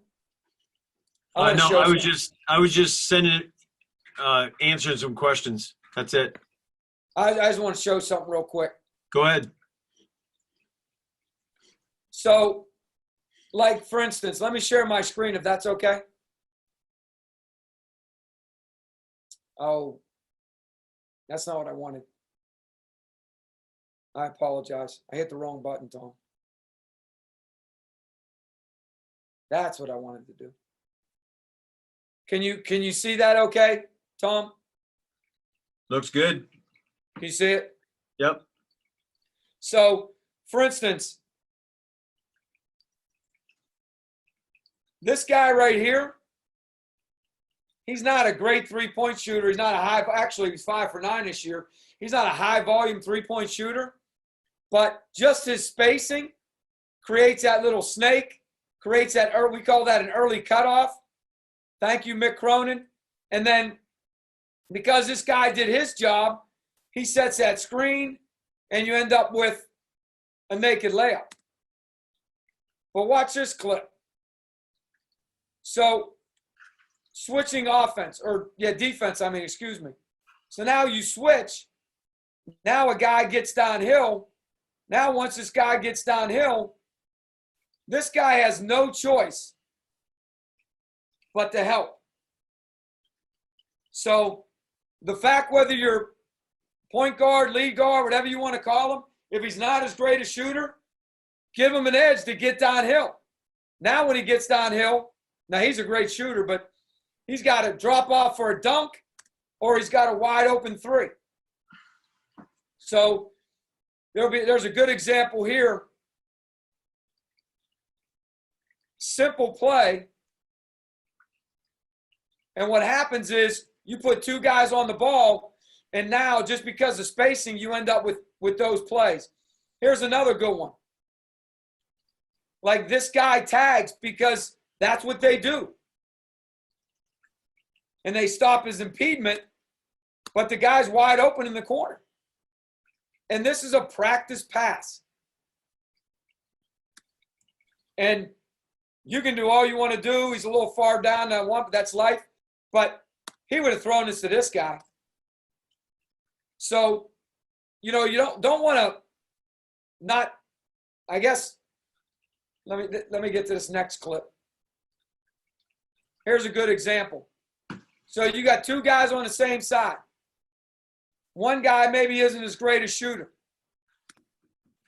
You go off this ball screen, here comes this guy filling up top because you roll and replace everything. Now you get a nice little separation. You get a nice trained cutback move. You get an easy shot because you just created the space. This is, I think all the NBA guys call that a get, whatever. I think some people call it maybe a zoom maybe or something like that. Again, like right here, you're making this guy make a decision. And for us, have your foot planted and be ready to shoot a three. And he wasn't as good a shooter, maybe percentage as other guys, but we'll take that shot every day of the week. So I would say to that guy that asked that question, like don't pigeonhole guys and don't worry about guys, now, if you got 4 dudes out there that can't shoot threes, now that's going to be a little bit different. But you got 1 or 2, 1 for sure. If you got 2, you can figure it out. You can figure it out. Go ahead, Tom. No, we're good. You can keep going. Whatever you want. We're good with. Oh, I got a couple questions. Can we get sense of how many makes of shot or shot perimeter players are shooting per week during the off season? And when you're talking about putting up shots, here's what we do. I'll show you this. This is something you can, whatever you want to call that. I don't even know what the term I'm looking for, but you can look at this. So we have this thing called Teamworks we use. And so the guys there's different things they can look at and get to and certain things they can do. So what we believe in achievement is way better than activity, and that less quick gives you more success. Less quick is better than more slow all the time. So we don't necessarily want guys putting up whatever. So here's, for instance, here's a guard workout. And it's basically a 6-day scenario. And on Mondays and Wednesdays, it's 200 makes. And 100 of them are free throws. And we're taking all stationary threes. 10 from 7 spots, and then 30 going back and forth with the glide dribble, both left and right. So either 1 dribble or 2 dribbles into your shot off the bounce. Tuesday and Friday, now we got some movement. We're working off ball screens because everybody in our program's got to be able to play off a ball screen. So different coverages, ice coverage, deep zone, hard hedge, flat hedge, into a hard hedge, and the guy's going to retreat. So he's going to kind of get into almost like a drop, but he starts in a hard hedge. So all those things. And then Thursday and Saturday, 250 makes. 15 to 17 feet just to get you warmed up. And then after that, we're going threes. We're going off the bounce to get into their middle game so they can work on it. We believe in don't ever let your weakness overtake your strengths.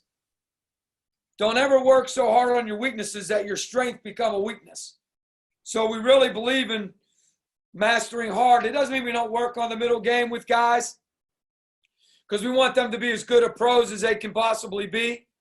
So that would be just a guard scenario. Here would be, let me show you, like Tom said, like a hybrid guy. Oh, here's a forward. So here's what a forward workout would look like. Again, Monday and Wednesday, there's a bunch of three-pointers in there. There's some 15s to 17s because we're always correlating those to free throws, shooting 50 free throws. And then we're working our way through Tuesday and Friday, Thursday and Saturday, whether they be jump, back to the basket, face up, all that stuff. And again, 15 to 17, 15 to 17. The other thing we correlate that into is how to work on your touch, how to work on your release point and getting that rhythm and that base and that finish.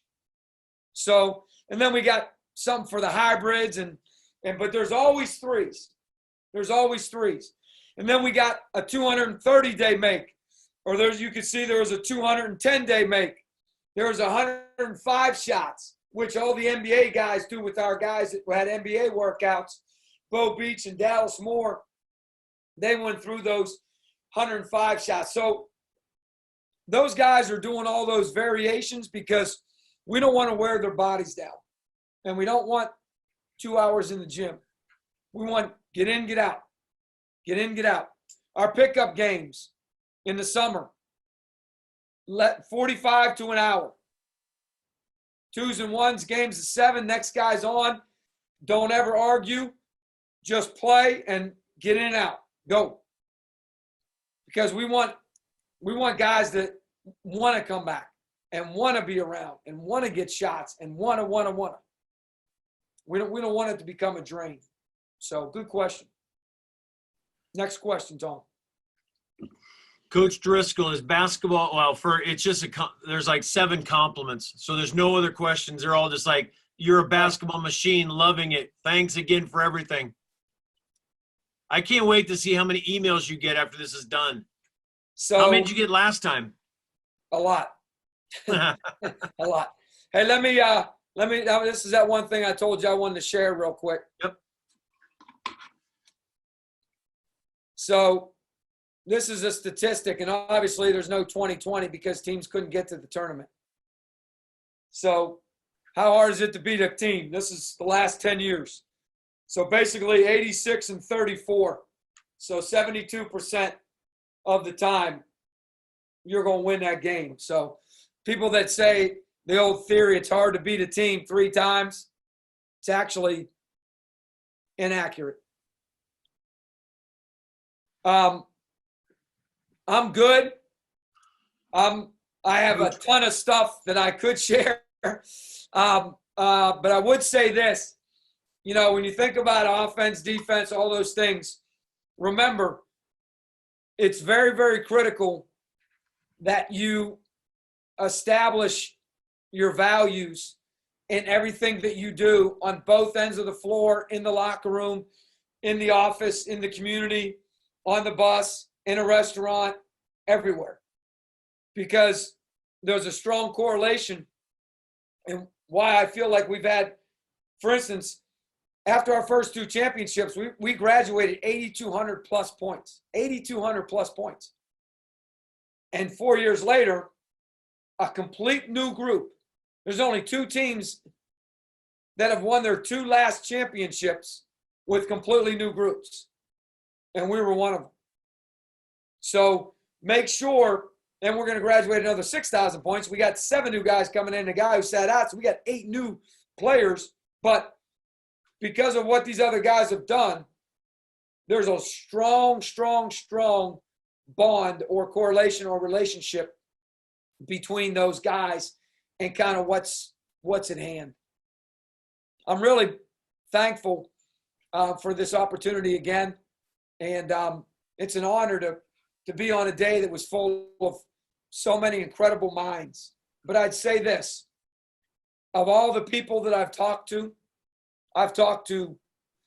girls coaches and boys coaches and junior high and JV and prep school coaches and high-level European coaches, and I've talked to all kind of people in a month.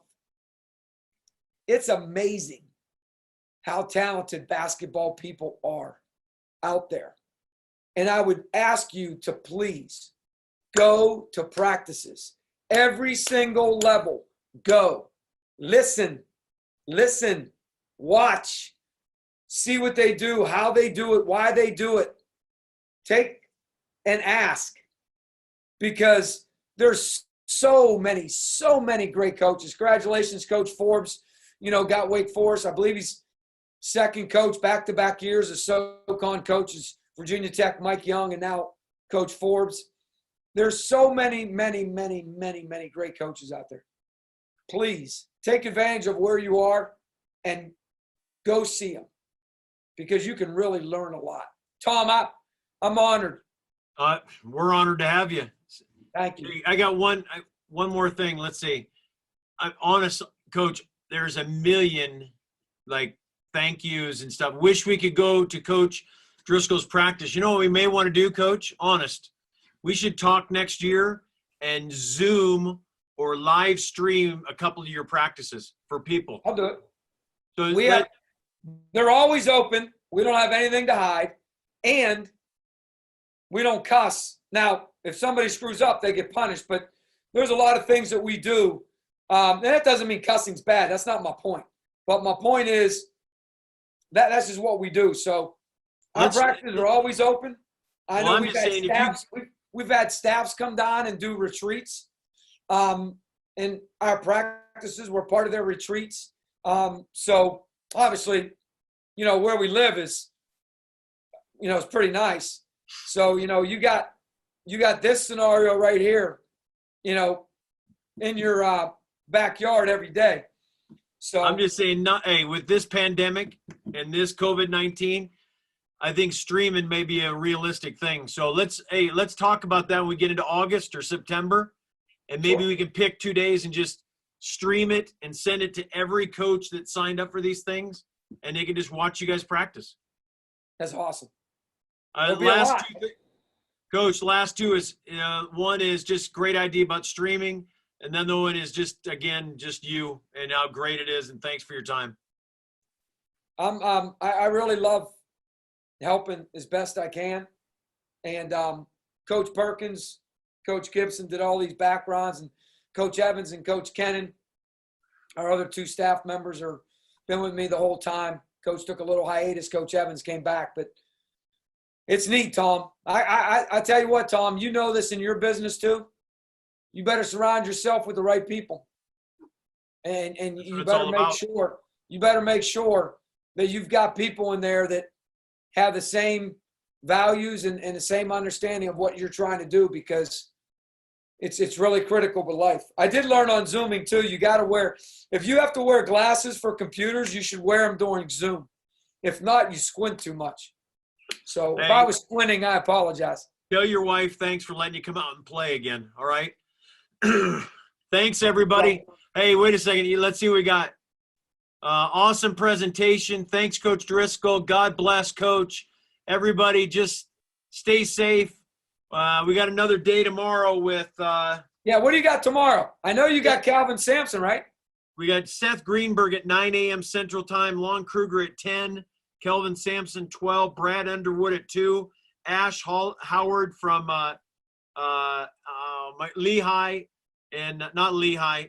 God darn it. Let me think. I got it right here. Hold on. I feel terrible now. LaSalle. And then Dwayne Casey is our last speaker for the week. Is he with the Raptors, or who's he with now? He's with the Pistons. Pistons.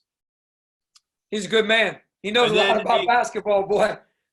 Next week, I'll just give a little, there's the people that are left on. We're going to have Bill Cartwright on next week. And 6 NBA championships, 3 as a coach and 3 as a player. And then we got Bill Self's going to be on next week. So we got some, we're going to shorten it, like 1 or 2 a day. That's it. By the way, Ozarks is really good on Netflix. We're almost finished with Waco. Oh, I just watched that. It's awesome. I wanted to watch it only because we were there after. And I've actually been there twice. I mean, let me rephrase it. It wasn't awesome. It was very interesting. Correct. There you go. That was a better way to say it. Just how, I mean, that they knew they were coming. I mean, just all that stuff, just how interesting it was. How you like that March Madness Atlanta 2020? Pretty nice, huh? Have a great day, man. Hey, Tom, thank you. God bless you. And then if you need me down the road, you let me know. Oh, you're the best. Have a great night. By the way, we don't have football. We only have NFL, but that's what our stadium looks like. Is that you in the pool? Is that you in the pool? No. I'm just, when you're recruiting, you want to make sure the guys know you got an NFL team. That's pretty high major right there. Have a great day. Men's basketball school. We ain't got football. You just inherited the NFL team. That's all you do. Absolutely. Have a great day, man. See you, baby. Everything. See you tomorrow, everybody. Get some rest. Stay safe. Thank you. Stay safe. Coach Matthew Driscoll, thanks for everything. Thank you, baby. See you, man.